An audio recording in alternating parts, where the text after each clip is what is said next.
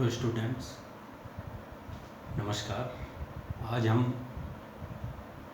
ठोस अवस्था पहले पार्ट में अगले टॉपिक के बारे में अध्ययन करेंगे। उस टॉपिक का नाम है एकक कोष्ठिका में अवयवी कणों की संख्या की गणना, number of constituents particles in a unit cell.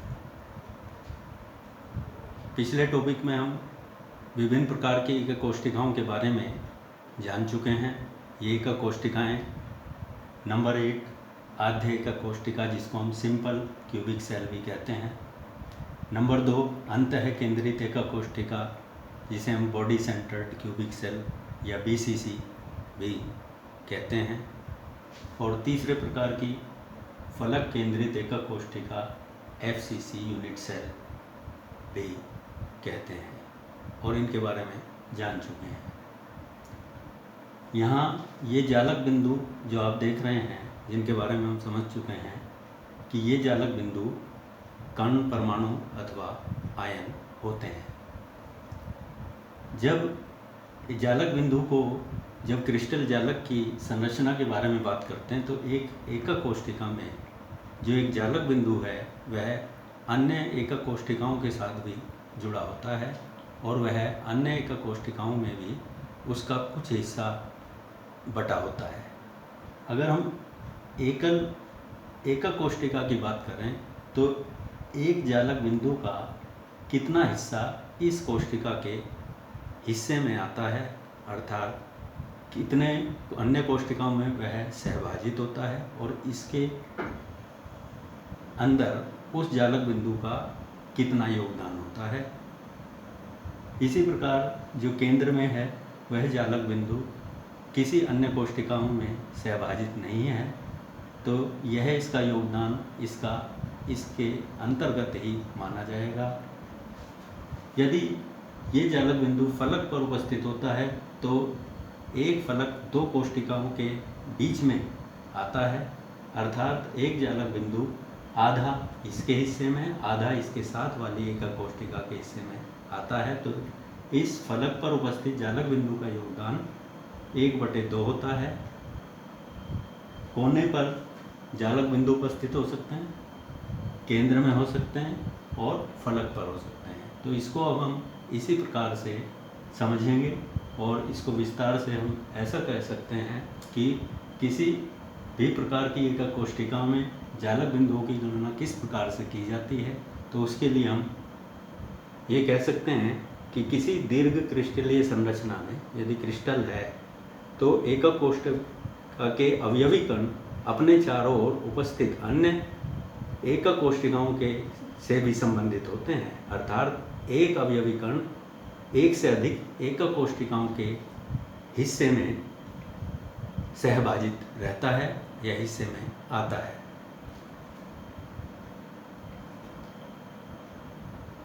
तो कौन सा, जिस जालक बिंदु का कौन सा भाग जो है, या ये जो जालक बिंदु है, कौन सा भाग एक अवयवी कण को, यदि हम गोले के रूप में इन जालक बिंदुओं को गोले के रूप में मान लें, तो हम ये देखते हैं कि ये अवयवी कण की संख्या एकक कोष्ठिका में कितनी होगी। तो इसमें पहला भी हमने बताया कि एकक कोष्ठिका के कोने पर उपस्थित प्रत्येक अवयवी कण जो गोला है 8 एकक कोष्ठिकाओं द्वारा सहभाजित होता है। अतः प्रत्येक एकक कोष्ठिका में इसका योगदान 1/8वां भाग संबंधित रहता है। इसका ये हुआ कोने पर, और इसका योगदान है 1/8वां भाग। तो कोने पर उपस्थित एकक कोष्ठिका के लिए 1/8वां भाग होता है, यानी इससे संबंधित रहता है। दूसरा, यदि वह कोष्ठिका के केंद्र में उपस्थित है तो उसका योगदान उस एकक कोष्ठिका में एक ही माना जाता है। तीसरा, यदि ये फलकों पर उपस्थित है, 6 फलक हैं, 1 2 3 4 5 और 6, तो यहाँ पर हम कह सकते हैं कि एकक कोष्ठिका के फलक के केंद्र पर उपस्थित अवयवी कण 2 एकक कोष्ठिकाओं के हिस्से में सहभाजित हो जाता है, अतः प्रत्येक एकक कोष्ठिका में इसका योगदान 1/2वां भाग होता है। तो इस जालक बिंदु का जो योगदान है, योगदान 1/2वां भाग फलक पर जो होता है, फलक के लिए, फलक पर उसका 1/2वां भाग होता है, यानी इसका कोष्ठिका में इसका केवल 1/2वां भाग संबंधित होता है। यदि ये जालक बिंदु एक थर्ड पॉइंट है, मान लीजिए ये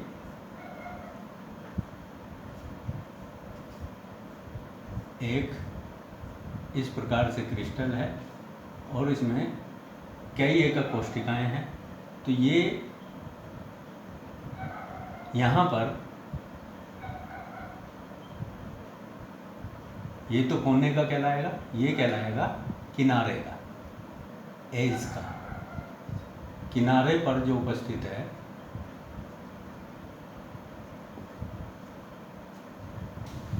तो ये 4 हिस्से में बढ़ जाता है। तो किनारे पर हम इसको कह सकते हैं, किनारे पर उपस्थित अवयवी कण 4 एकक कोष्ठिकाओं द्वारा सहभाजित होता है, अतः प्रत्येक एकक कोष्ठिका में इस कण का 1/4वां भाग योगदान होता है। तो किनारे पर 1/4वां भाग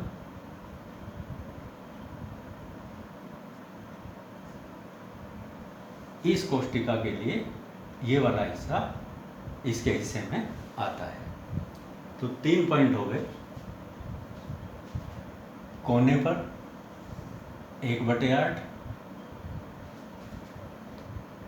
केंद्र में यदि है, केंद्र में इसका एक योगदान केवल एक ही होता है, योगदान एक ही होगा। और यदि फलक पर है तो उसका 1/2वां भाग, और किनारे पर है तो 1/4वां भाग ही विभाजित होता है। तो ये हमने इसको समझा। अब इसको एकक कोष्ठिका के अवयवी कणों का योगदान इस प्रकार है, वो क्या होगा इसको हम समझ लेते हैं। कोने पर उपस्थित, कोने पर उपस्थित, कोने पर कौन सा है कोना, कोने पर जो उपस्थित है अवयवी कण बराबर होगा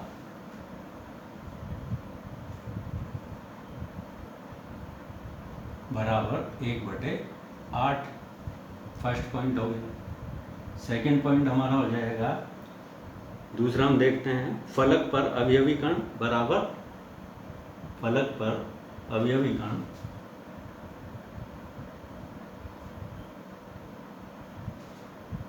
उपस्थित अवयवी कण बराबर 1/2। और तीसरा पॉइंट क्या होगा, केंद्र का अवयवी कण बराबर 1। थर्ड पॉइंट है, केंद्र पर,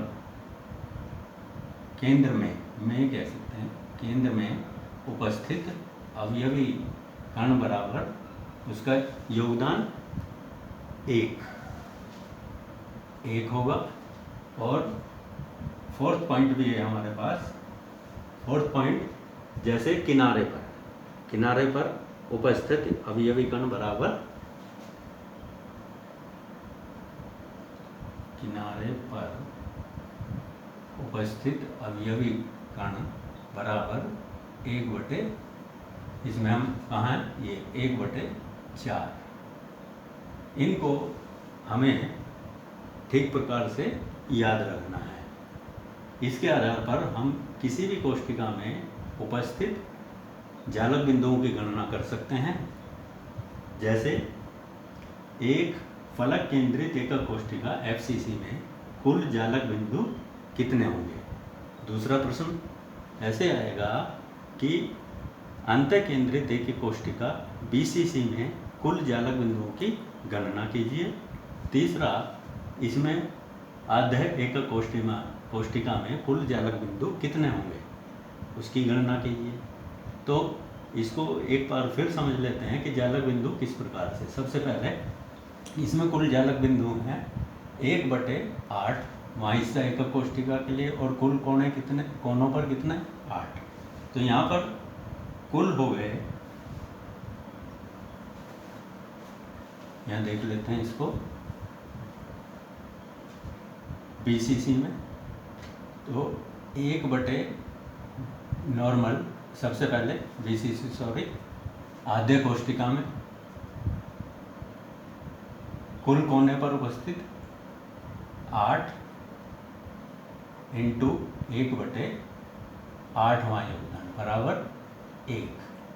एक अवयवी कण होगा इसमें, एक अवयवी कण किसमें, आद्य कोष्ठिका में। ये हो गया। BCC में बात करें, BCC में कुल अवयवी कण कितने होंगे वो ज्ञात करें। तो यहाँ पर सबसे पहले निकालेंगे फर्स्ट कोनों पर उपस्थित। तो कोने या कोनों पर उपस्थित कितने कण हैं, उपस्थित कण बराबर 8, और उसमें 1 के लिए योगदान, ये बराबर 1 ये हो गया। और केंद्र में है इसका सेकंड, यहाँ पे हमने देखा केंद्र में उपस्थित अवयवी कण बराबर 1। तो केंद्र में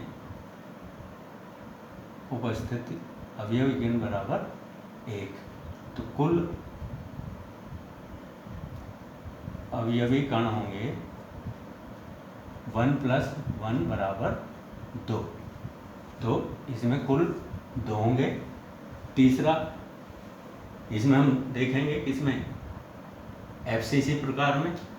तो कोनों पर कितने हैं ये, और कुल कण हैं 8। इसको अलग से देख लेते हैं। ऐसे ही FCC के लिए, FCC में अवयवी कणों की संख्या कितनी होगी, ये इसके लिए निकाल रहे हैं। तो कोनों पर उपस्थित कण कितने हैं, 8, 1 2 3 4 5 6 7 8। और योगदान क्या होता है, एक कोष्ठिका में 1/8 बराबर 1।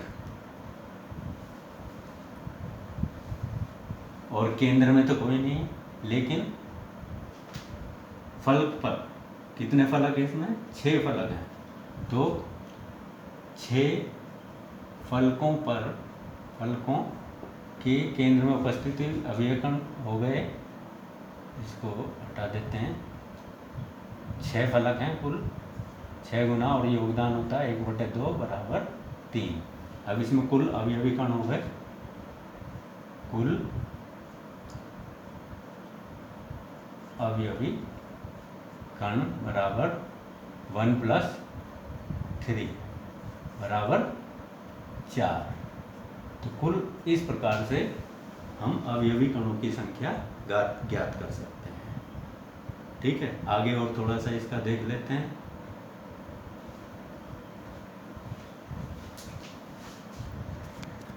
चलिए अब हम एक और इसी प्रकार का आंकिक प्रश्न करते हैं, और उसको किस प्रकार से हल किया जाएगा वो देख लेते हैं।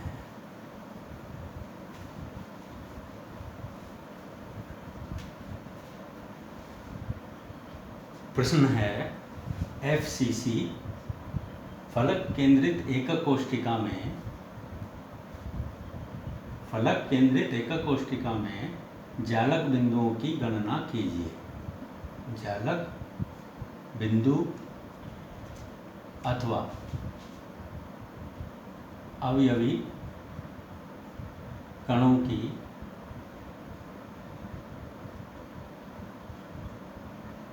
गणना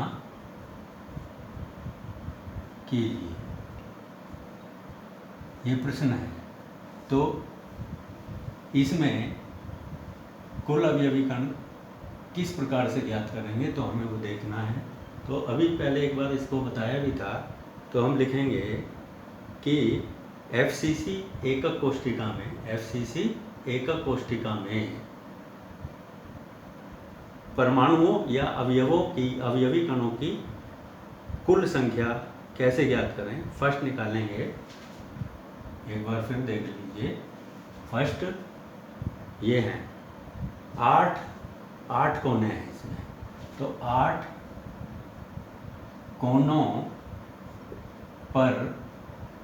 कोनों पर क्या दिखाई दे रहा है हमें? 8 कोने के परमाणु हैं। 1 2 3 4 5 6 7 8। 8 कोनों पर परमाणु गुना, यहाँ पर 8 कोने पर हो गए, गुना 1/8, क्योंकि हमने अभी पढ़ा था ये वाला कोने पर 1/8 प्रत्येक परमाणु का योगदान। प्रत्येक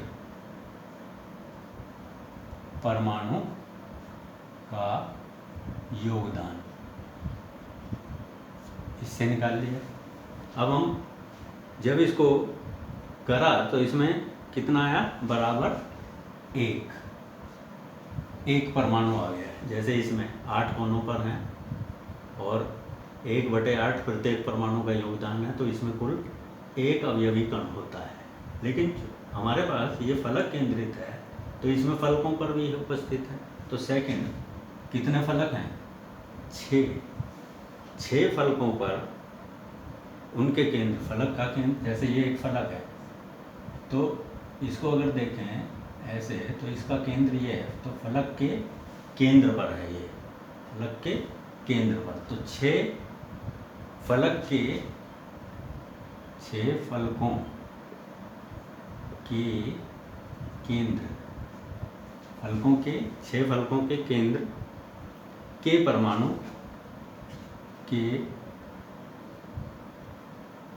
परमाणु ये हो गए इंटू 1/2, यह हमने देखा है 1/2 प्रत्येक परमाणु का योगदान,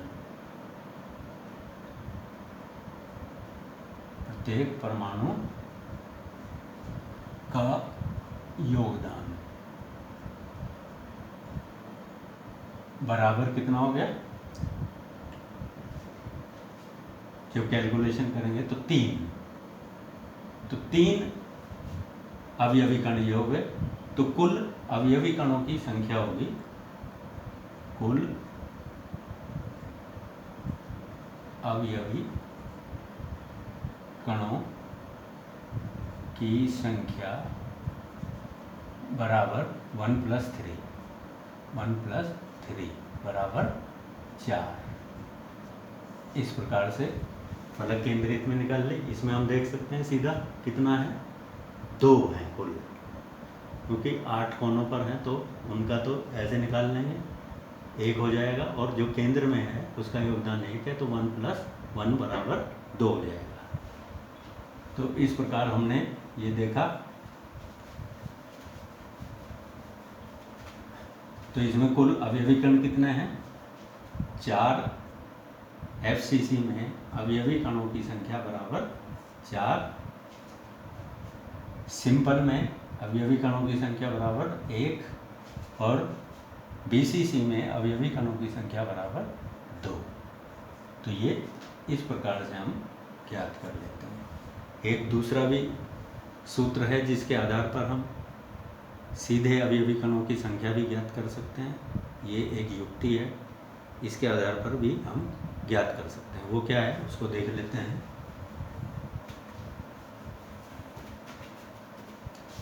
इसमें अवयवी कणों की संख्या, ये भी इम्पोर्टेंट फार्मूला है, अवयवी कणों की संख्या बराबर NC/8 प्लस NF,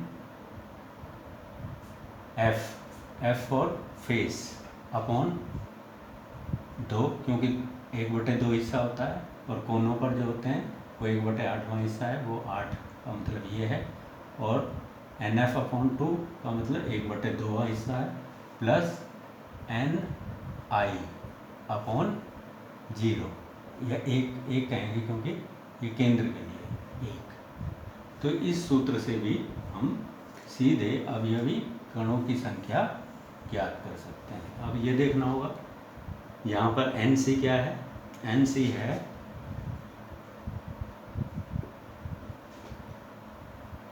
कोनों पर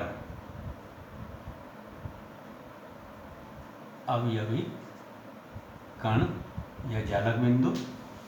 NC क्या है, धन के कोनों पर उपस्थित परमाणु, धन के कोनों पर, ये क्यूब होता है ना, तो इसको हम घन दोबारा से लिख देते हैं, घन के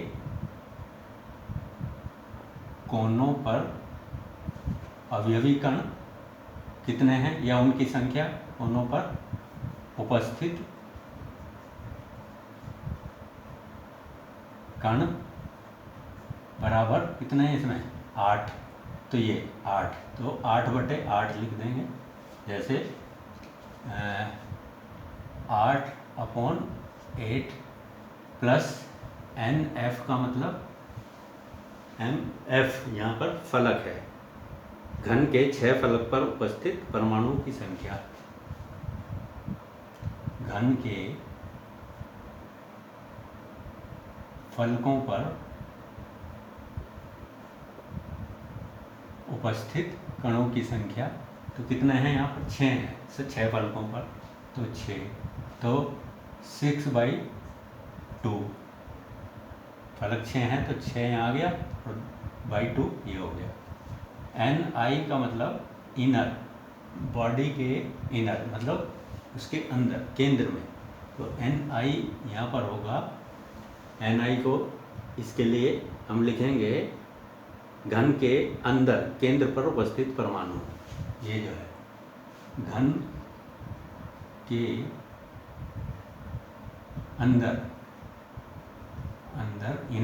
इनर पर उपस्थित परमाणु बराबर 1 है, तो 1 तो ये हो गया ना, प्लस 1/1, तो इस सूत्र के आधार पर हम निकाल लेते हैं।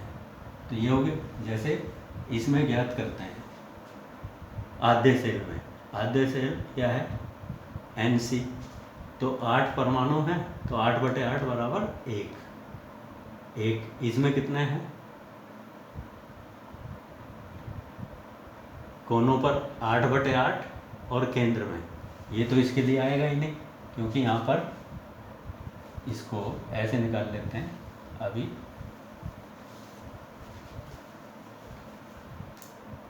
आधे सेल में, सबसे पहले आधे सेल में, आधे कोष्ठिका में,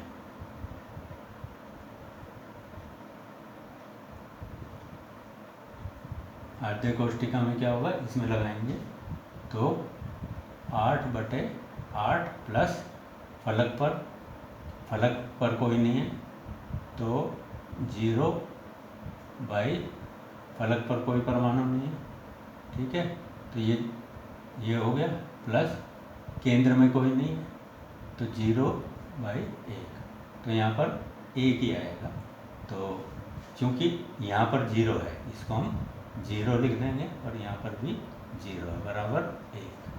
BCC के लिए, BCC में 8/, इसके लिए 8/8 प्लस फलकों पर NF/2 प्लस NI/1 1/1, तो कितना हो जाएगा 1 + 0 + 1 बराबर कुल जालक बिंदु यहाँ पर 2 होंगे।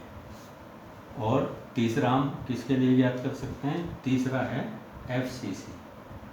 FCC में कुल जालक बिंदु होंगे NC/8, तो 8 कोनों पर बटे 8 प्लस सभी फलकों पर, तो 6 फलक हैं बटे 2, और केंद्र में क्या है 0, तो ये हो जाएगा 1 + 3 बराबर 4। इस प्रकार से भी हम जालक बिंदुओं की गणना कर सकते हैं। तो अभी हमने आज सीखा कि किस प्रकार से इन एकक कोष्ठिकाओं में जालक बिंदुओं की गणना कर सकते हैं। तो उम्मीद है कि आप सबको ये समझ आ गया होगा। कल हम इसके आगे पढ़ेंगे क्लोज पैकिंग या निविड संकुलन। धन्यवाद।